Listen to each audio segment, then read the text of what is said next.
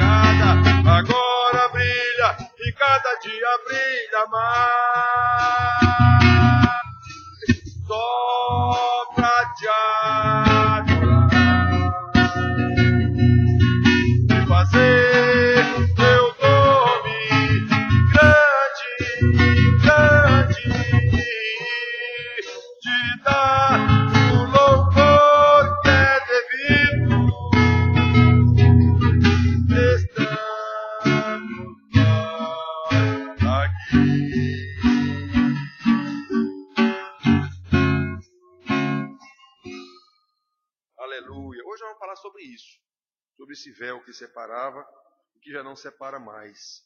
Nosso Deus é soberano. Nosso Deus é soberano. Ele reina antes da fundação do mundo. Nosso Deus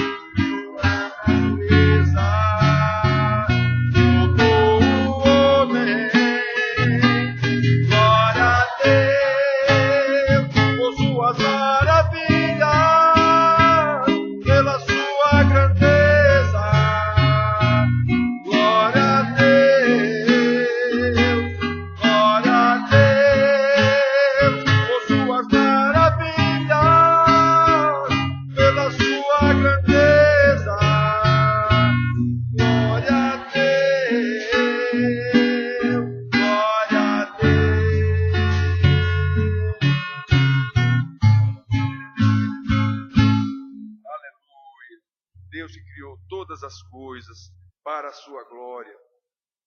Rei dos reis, ungido de Deus.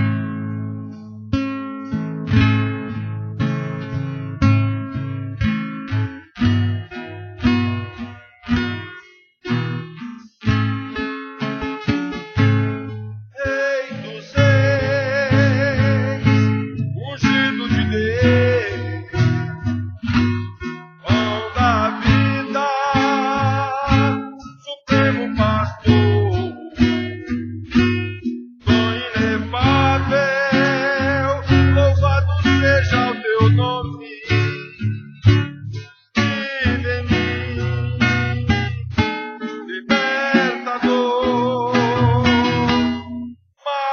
precioso do que pérolas. Mais adiante do que o sol brilha em mim a luz da esperança. Elevo a Deus a minha voz. Glória a Deus que dá vitória.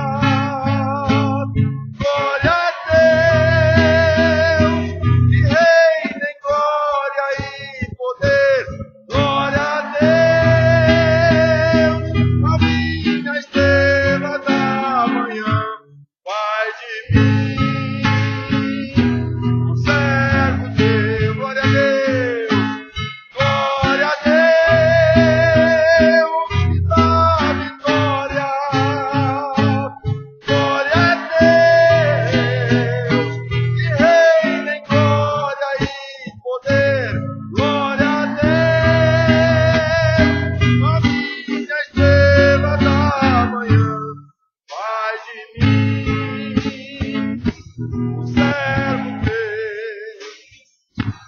Pai de mim, um servo teu.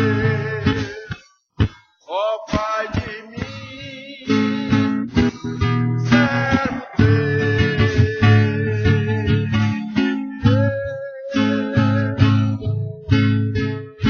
Aleluia. Eu já estou ruim da garganta, agora eu melhorei. Vamos orar. Graças te damos, Pai querido, porque o Senhor nos tirou da servidão do pecado para sermos servos teus, Senhor. Servos que receberam a libertação, a revelação e o poder para que possam glorificar o nome do Senhor através do serviço mútuo uns aos outros, servos teus, povo teu, para a honra e glória do teu nome. Assim nós oramos agradecidos em nome de Jesus. Amém.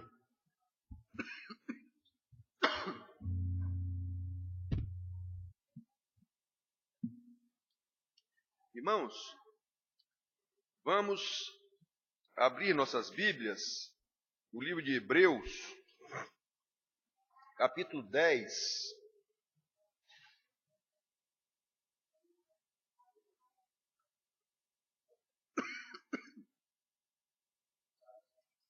Hebreus, capítulo 10.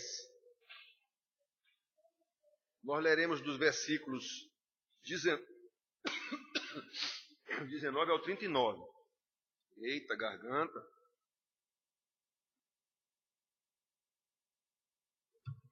Hebreus, capítulo 10, nós leremos dos versículos 19 até o 39.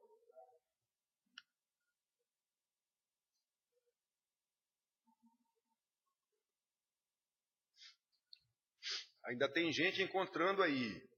Hebreus,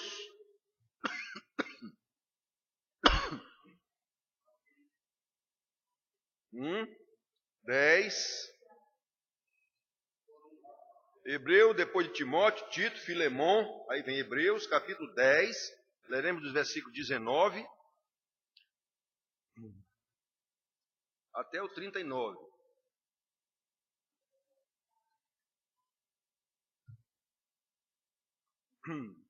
Já? 19 até o 39. Diz assim o autor da carta aos Hebreus, que era o pastor desse povo para quem ele escreveu. Ele não estava com eles quando escreveu, mas era o pastor deles. Aqui, num dado momento, ele diz: orem para que eu vos seja restituído. Ou seja, ele era alguém do meio dele lá, provavelmente o pastor deles, e por algum motivo estava ausente. Então diz assim, ó: tendo, pois, irmãos, intrepidez para entrar no Santo dos Santos, pelo sangue de Jesus, pelo novo e vivo caminho que ele nos consagrou pelo véu, isto é, pela sua carne, e tendo grande sacerdote sobre a casa de Deus, aproximemo-nos com sincero coração, em plena certeza de fé, tendo os corações purificados de má consciência e lavado o corpo com água pura. Guardemos firme a confissão da esperança, sem vacilar, pois quem fez a promessa é fiel. Consideremos também uns aos outros, para nos estimularmos ao amor e às boas obras. Não deixemos de congregar-nos, como é costume de alguns. Antes façamos admoestações, e tanto mais quanto vedes que o dia se aproxima. Porque se vivermos deliberadamente em pecado, depois de termos recebido o pleno conhecimento da verdade, já não resta sacrifício pelos pecados. Pelo contrário, certa expectação horrível de juízo e fogo vingador prestes a consumir os adversários. Sem misericórdia morre pelo depoimento de 2 ou 3 testemunhas quem tiver rejeitado a lei de Moisés. De quanto mais severo castigo julgais vós, será considerado digno aquele que calcou aos pés o Filho de Deus e profanou o sangue da aliança, com o qual foi santificado e ultrajou o Espírito da graça? Ora, nós conhecemos aquele que disse: a mim pertence a vingança, eu retribuirei. E outra vez, o Senhor julgará o seu povo. Horrível coisa é cair nas mãos do Deus vivo.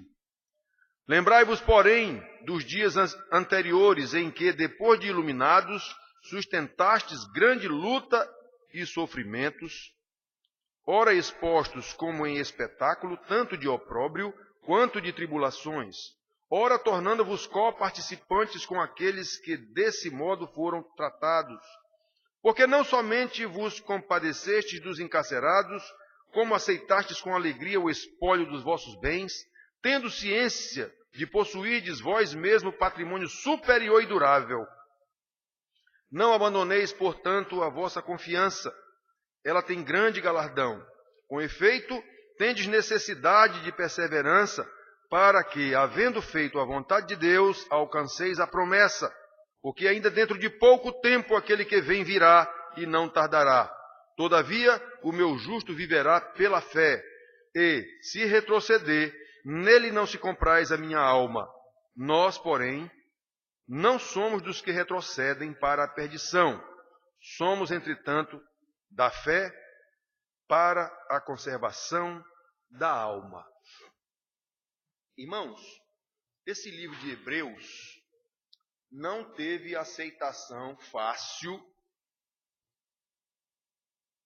na formação do cânon do Novo Testamento. Esse foi um dos livros de difícil aceitação, não é? Houve muita disputa na época entre os pais da igreja, entre as autoridades da igreja na época. É de Paulo, não é de Paulo? Foi Paulo que escreveu, não foi Paulo?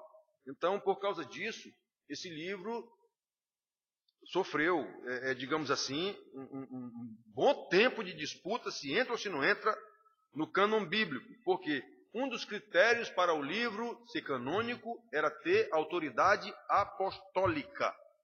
E como esse livro tem uma autoria indefinida, ninguém sabe quem o escreveu, por isso ele quase não entra, digamos assim.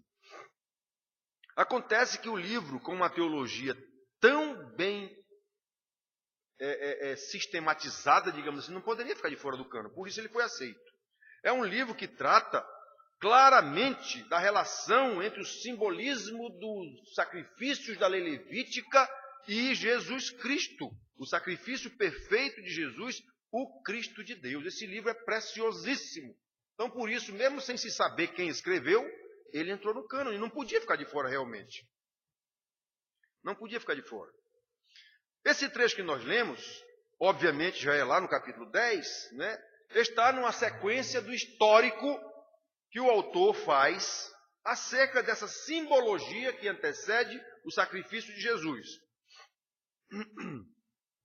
Pois bem, então ele está dizendo que assim como os sacrifícios da lei levítica simbolizavam ou eram utilizados naquela época para propiciar Deus, acalmar Deus, aplacar a ira de Deus contra o pecado do povo, então eram feitos aqueles sacrifícios, temporários, era preciso que repetisse, exatamente porque esses sacrifícios simbolizavam, eles não eram perfeitos, eram sacrifícios de animais. Então eles simbolizavam aquele sacrifício perfeito que viria, o sacrifício de Jesus Cristo.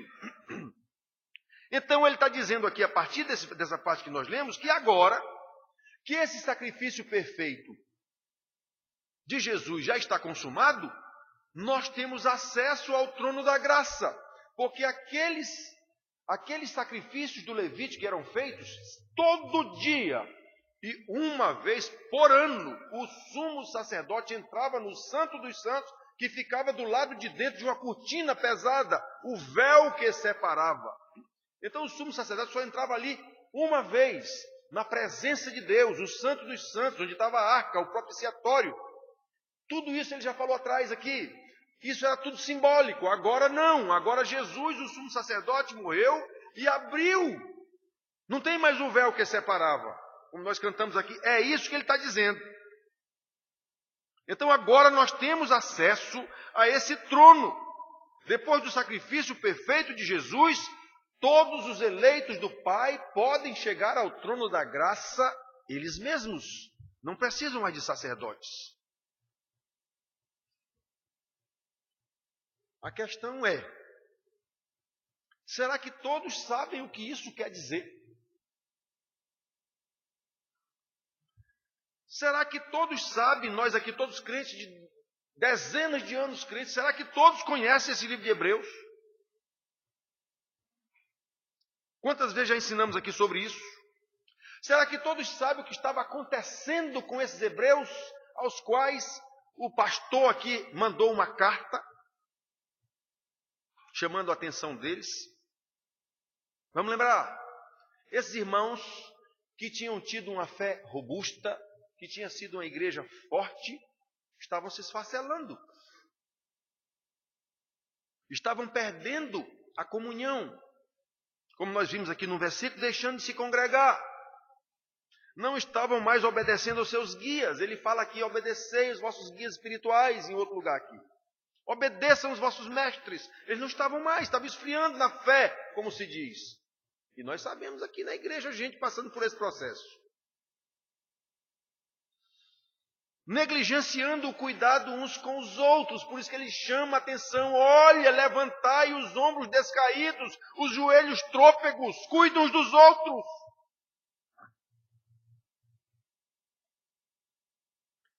E aí, irmãos, a gente precisa saber que relação tem isso conosco. Como eu já disse, nós temos irmãos na igreja esfriando na fé, nós temos irmãos na igreja passando por dificuldade. E quem é que se incomoda com isso?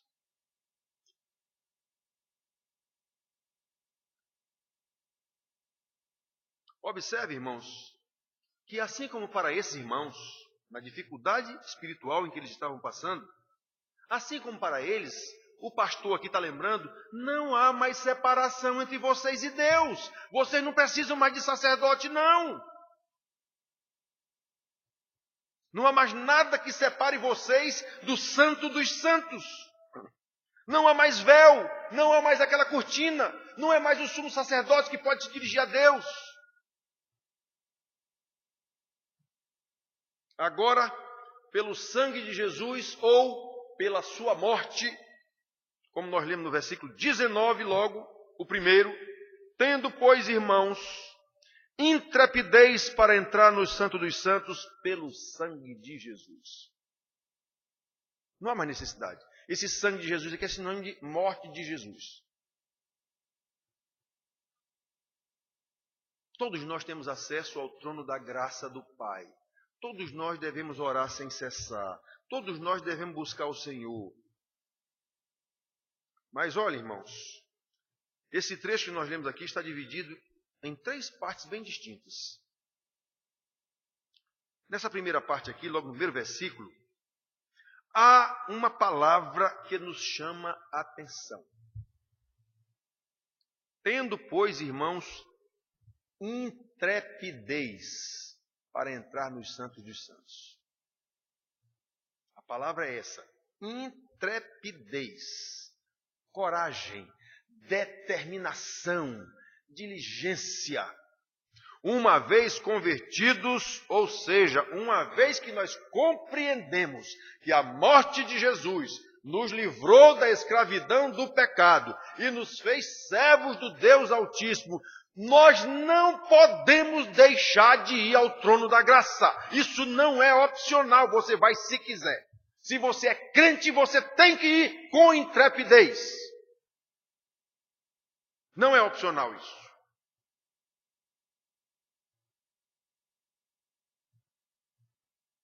Olha, irmãos, precisamos entrar no Santo dos Santos, como ele diz. Jesus disse, lá no seu quartinho secreto para orar a Deus, com fé. E seguir pelo caminho, seja ele a dificuldade que tiver nesse caminho, nesse mundo perverso, sabendo que nós temos um companheiro de caminhada, Jesus. Ele disse, eis que estou convosco todos os dias até a consumação dos séculos. Então não é opcional para o crente buscar a Deus constantemente. Não é opcional para o crente, não sei se eu vou, eu estou meio ruim aqui em casa, eu acho que hoje eu não vou, não. Não pode, irmãos. Isso não pode. E se a gente perceber que o irmão está assim, tem que chegar junto. Tem que chegar junto.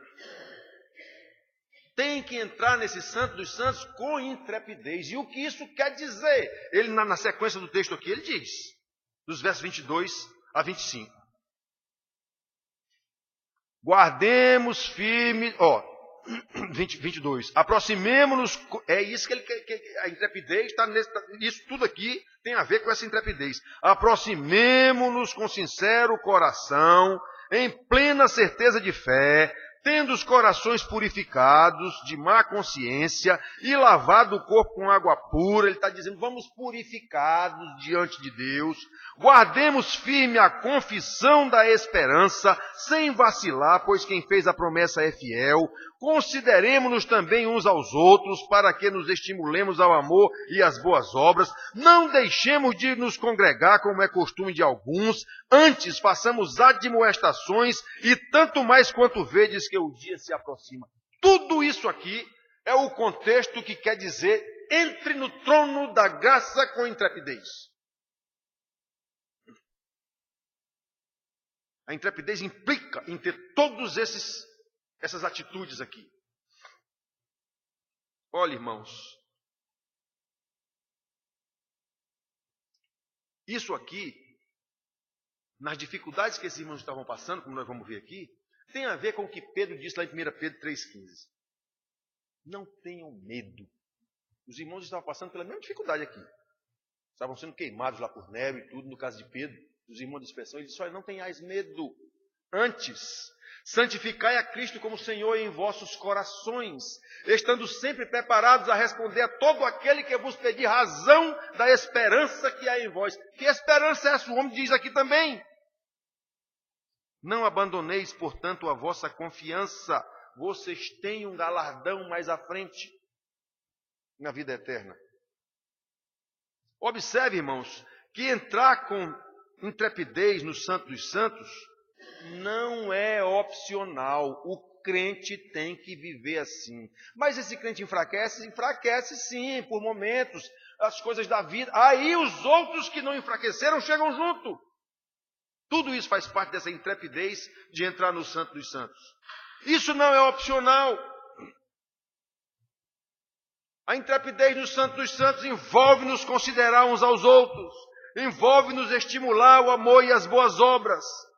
Envolve lembrar que essas boas obras não são nossas, são as boas obras que Deus fez de antemão para que andássemos nelas. Efésios 2:10. Não são nossas boas obras. São boas obras de Deus.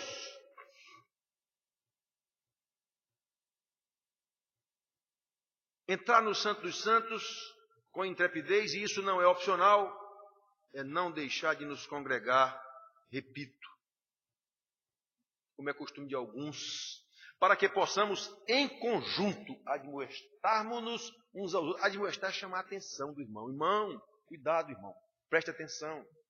Exortar é encorajar. Irmão, olhe, não esqueça do seu culto diário em casa, não esqueça da sua oração, irmão. Conte comigo, eu estou orando com você em espírito. Conte comigo.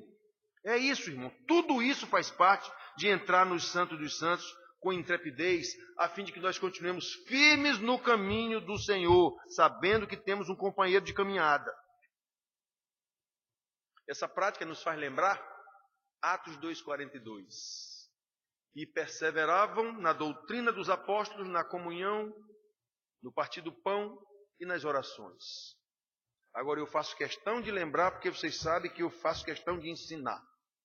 E perseveravam, primeiro ponto, na doutrina dos apóstolos. Ou seja, para entrar nos santos dos santos com intrepidez, e isso não é opcional, nós precisamos conhecer e perseverar na doutrina dos apóstolos, exatamente para que tenhamos condição de nos admoestar uns aos outros. Como é que eu vou admoestar o irmão, encorajar o irmão, se eu não sei? Com psicologia? Isso aí ele consegue no escritório de psicólogo. Tem que ser com a doutrina. Tem que ser com a doutrina dos apóstolos. Para que nós continuemos firmes no caminho do Senhor. Lembrando, isso não é opcional. Isso é ordem para quem é crente. Essa é a primeira divisão do texto que nós dissemos aqui. Esse textozinho que nós lemos está dividido em 3 partes bem distintas uma da outra.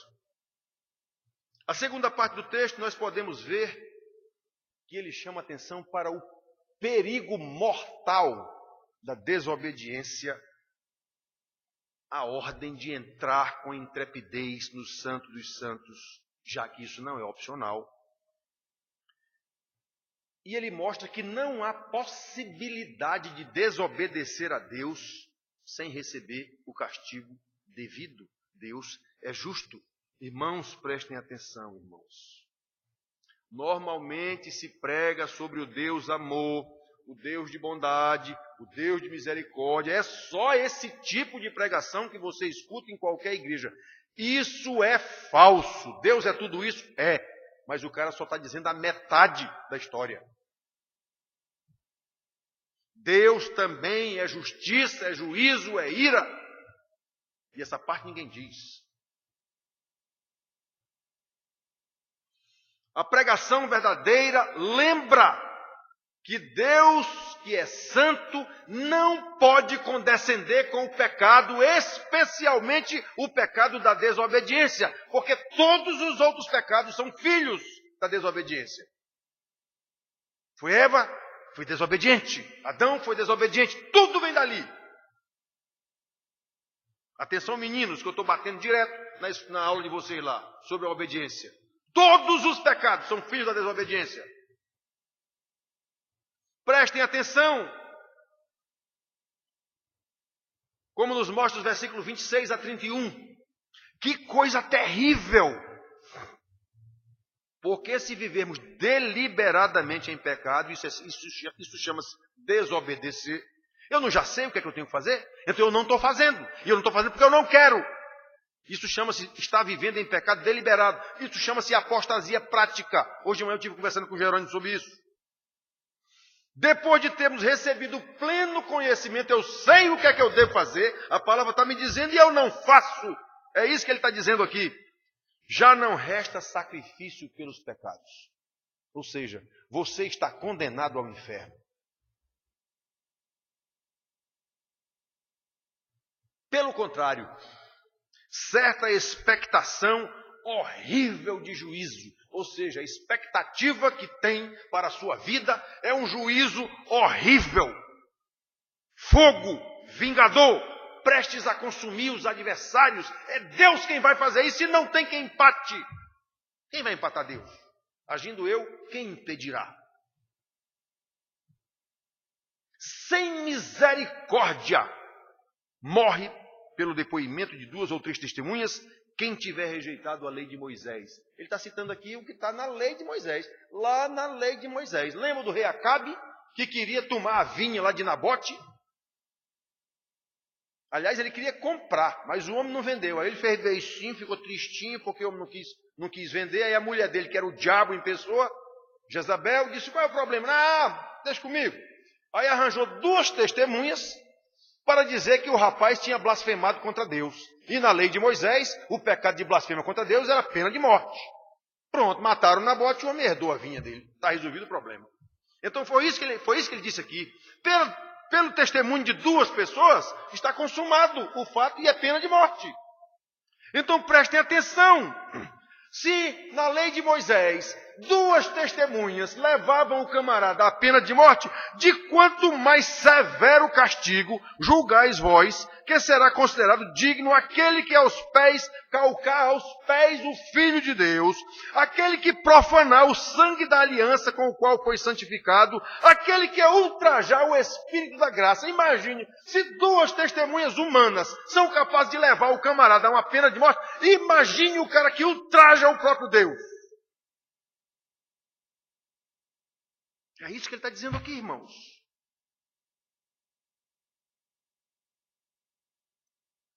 Já não resta sacrifício pelos pecados. Pelo contrário, certa expectação de horrível juízo de fogo consumidor. A ira de Deus cairá sobre estes. Irmãos, isso é terrível.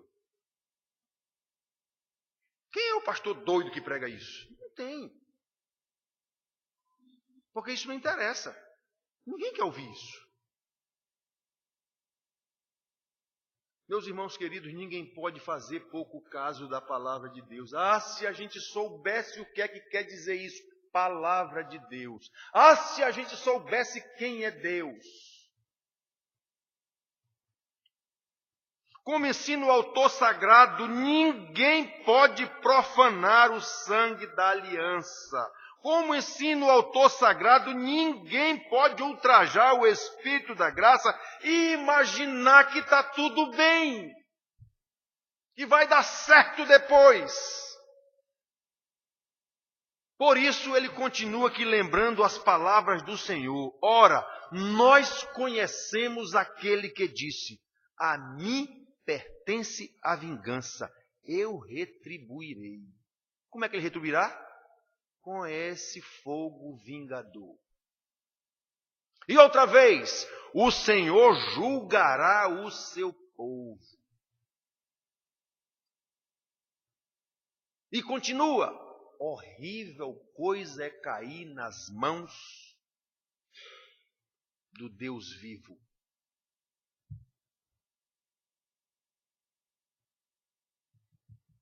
Deus é amor, Deus é misericórdia, Deus é bondoso. Sim, mas Ele é tudo isso aqui também. Essa parte ninguém conta. Ele é tudo isso aqui também. Essa é a segunda parte do texto. Então repare, ele falou a primeira parte dizendo que nós temos acesso ao trono da graça livremente, não precisa mais de sacerdote, não precisa mais, nós temos acesso, devemos entrar com intrepidez. Como é que a gente entra com intrepidez no trono da graça? Cuidando uns dos outros, tendo fé, tendo esperança, sabendo o que é que está acontecendo. Deus não mostrou tudo em pronto.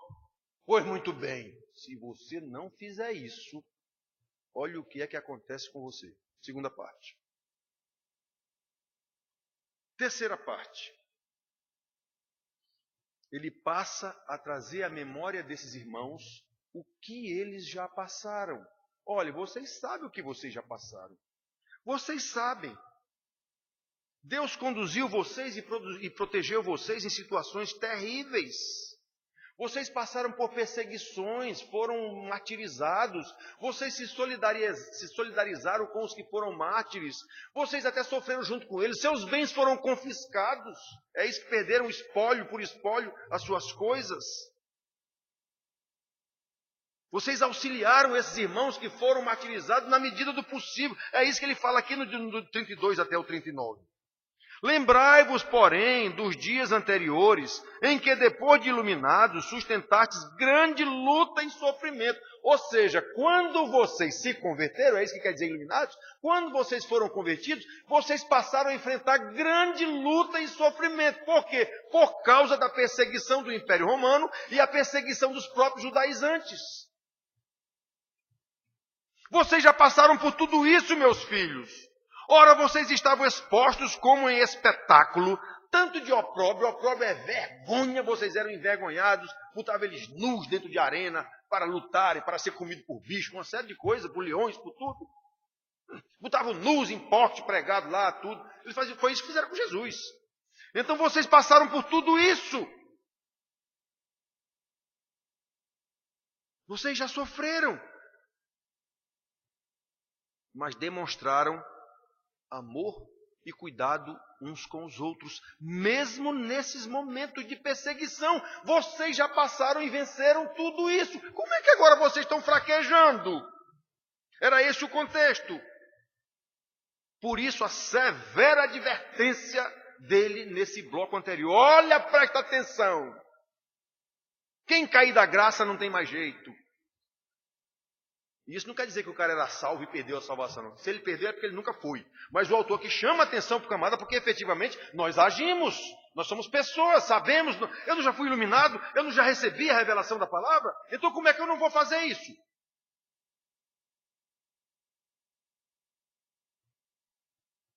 É por isso a severa advertência do pastor dos Hebreus. E isso serve para nós, irmãos. Irmãos, quantas provações nós já passamos? Quantas pessoas chegam comigo às vezes e dizem, eu não estou mais aguentando. Aguenta. Você não já aguentou até agora? Aguenta sim.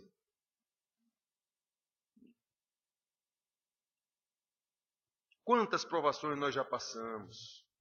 E saímos vencedores dessas provações a cada dia pela graça de Deus, porque nós temos um companheiro nessa caminhada. Nós não estamos sozinhos. Jesus disse, eu não vos deixarei sós. Eu vou deixar o Espírito com vocês. O Espírito é o próprio Deus. Nós temos, quando Jesus disse, eu estou convosco até a consumação do século, não era ele em pessoa, não, era na pessoa do Espírito Santo. Ele disse, eu vou vos mandar outro Consolador. E mandou. Então, irmãos, será que o conhecimento dessas coisas, será que o conhecimento do sacrifício de Jesus que nos deu acesso ao trono da graça, será que saber que nós temos um Consolador juntamente conosco o tempo todo, será que isso não é suficiente para nos encorajar a entrar na luta, seja qual for essa luta?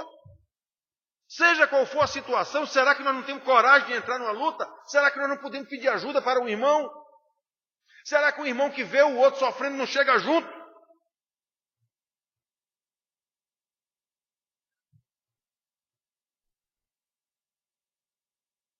Cadê o nosso amor que a gente diz que tem pelos irmãos?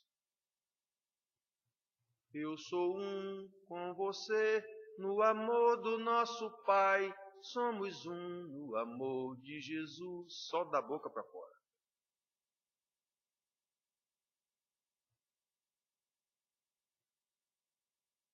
Cadê a prática da oração?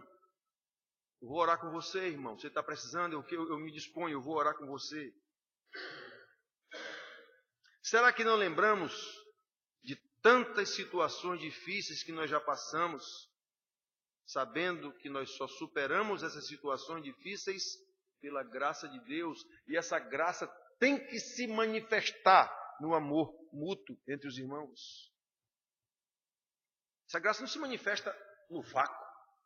Ela se manifesta em nós e através de nós. Não tem outro jeito.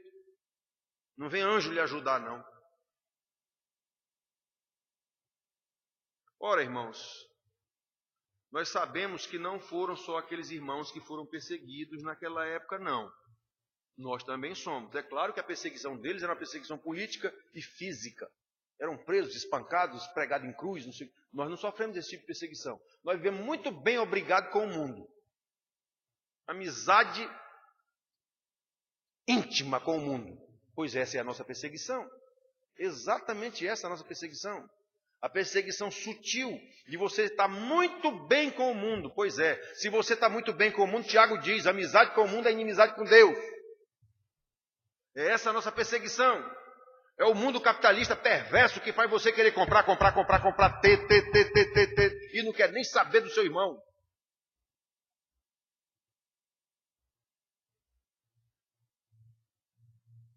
A nossa perseguição é muito pior do que a perseguição que eles tinham. Esse cristão era física. Ou o caba diz que é crente ou não é. Ou você é, então vai para o poste. Não, não sou não, fugiu do poste. Então esse já declarou que não é crente. Nós não. Nós dizemos que somos crentes, estamos na igreja todo domingo, mas não agimos como crentes, coisa nenhuma. Somos apenas religiosos. E essa é a perseguição muito pior. Porque o auto-engano do pecado nos faz sentir muito bem obrigado. Olha, irmãos, nós sabemos que o mundo está cada vez pior. Não há dúvida quanto a isso. Nós vemos todo dia os jornais, vemos todo dia os economistas do mundo inteiro falando. Nós sabemos que as provações ficarão cada vez mais intensas. Só quem é burro que não consegue ver um negócio desse. Porque nós sabemos que a população da Terra está aumentando cada vez mais e que não há mais bem suficiente para esse mundaréu de gente. Então a disputa pelos bens, pela comida, por água, por tudo, vai se acirrar a cada ano mais. Pois é, nós vamos passar por tudo isso. E temos que cuidar uns dos outros. E temos que ter fé. E temos que crer que Jesus já consumou todas as coisas e que vai nos dar condição de superar isso. E temos que cuidar uns dos outros. É isso que é entrar com intrepidez no trono da graça. Lembrando que já passamos por provações a cada dia. Passei, então eu vou passar por essa outra também. O irmão já me perguntou, pastor, o que é que o senhor acha da grande tribulação? Eu digo, eu não acho nada e nem quero achar. O dia que ela vier, eu passo por ela. Pronto. É isso que eu sei. Quando vier a grande tribulação, eu vou saber o que é e vou passar por ela, porque Deus me garantiu isso. Então não me interessa o que é. Se é político, se é social, se é religiosa, não me interessa. Eu só sei de uma coisa, eu vou passar por ela se ela vier comigo vivo ainda. É isso que me interessa. Porque eu tenho um companheiro nessa caminhada. E esse companheiro é Deus, é Jesus, é o Espírito Santo. Então isso é o que me basta. Olha, irmãos, mesmo sabendo que esse mundo vai ficar cada vez pior, não podemos esquecer a graça de Deus. É Ele quem está no comando dessa desgraça que acontece com o mundo. Na verdade, é Ele quem bota essa desgraça. Foi Ele quem subjugou o mundo debaixo do pecado. Não é Satanás, não. As pessoas pensam que é Satanás. Satanás não é chefe de nada. Tudo é Deus quem faz. Ele usa Satanás. Então está tudo de acordo com o plano de Deus. Nós só temos que entender essas coisas e ser luz nessas trevas, sejam elas da densidade que forem. A minha luz vai clarear essas trevas. É isso que nós temos que saber. E isso, quanto a salvação seja individual, tudo que a Bíblia fala está relacionado a um corpo, a uma igreja, a um conjunto de pessoas. Não é cada pessoa individualmente. A salvação é individual. Mas uma vez salvo, Deus acrescenta. Lembra de Atos 2,47? Deus acrescentava a cada dia os que iam sendo salvos à igreja. Então a salvação é inclusiva em um conjunto de ovelhas. A salvação quer dizer a ovelha que foi achada perdida, bota para dentro do redil. É assim? E uma vez juntos, temos que nos edificar mutuamente. Temos que cuidar uns dos outros, temos que orar juntos, temos que nos preocupar uns pelos outros. Temos que admoestar aquele que está vacilando, que está pecando, chamar atenção. Olha, meu irmão, está errado isso.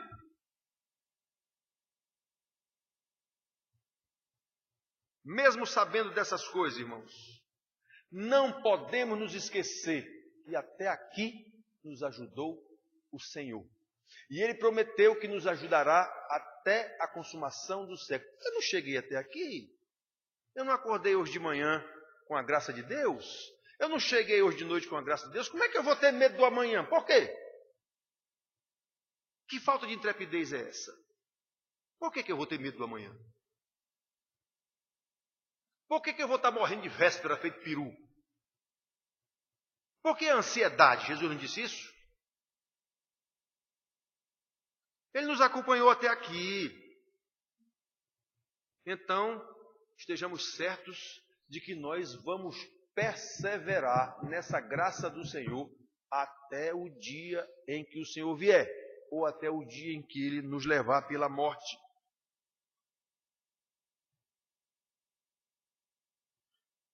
Afinal, assim como aqueles irmãos hebreus, a nossa esperança não deve estar neste mundo que vai se acabar.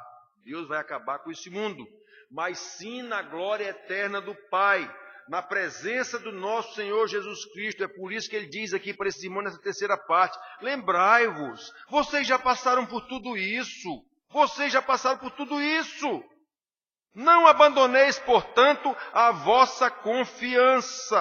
Ela tem grande galardão, versículo 35. Com efeito, 36. Tendes necessidade de perseverança, para que, havendo feito a vontade de Deus e não a de vocês, alcanceis a promessa. Porque ainda dentro em pouco, aquele que vem virá e não tardará. Como está no Apocalipse: ora, vem Senhor Jesus. Ele virá. Ele virá. Todavia o meu justo viverá pela fé. Esse foi o versículo que converteu Lutero. Então, irmãos, não podemos esquecer essa graça de Deus em nossas vidas. A nossa esperança deve estar nisso e não nesse mundo. Na presença do nosso Senhor Jesus, porque ainda dentro em pouco tempo, aquele que vem virá e não tardará. Está se referindo a Jesus. Ele não disse que voltará para nos buscar. É com base nessa fé que o justo viverá. O justo viverá por fé. A pessoa que pensa que fé é eu vou tirar na loto. Isso não é fé. Isso é crendice, esperança, que não tem base em nada. Na sorte. Nosso caso não é isso. Nosso caso é certeza. Nós só precisamos nos achegar ao trono da graça com intrepidez. E nós já vimos aqui o que é que quer dizer isso. Chegar ao trono da graça com intrepidez se demonstra com uma vida de perseverança em santidade, mesmo diante das adversidades que nos sobrevêm todo dia, e não pode ser diferente. Nós estamos em um mundo entregue ao maligno, entregue ao pecado, pelo próprio Deus. E nesse mundo ele conduz os seus, para que esses seus sejam luz para outros seus que ainda estão nas trevas. Foi assim que Deus determinou.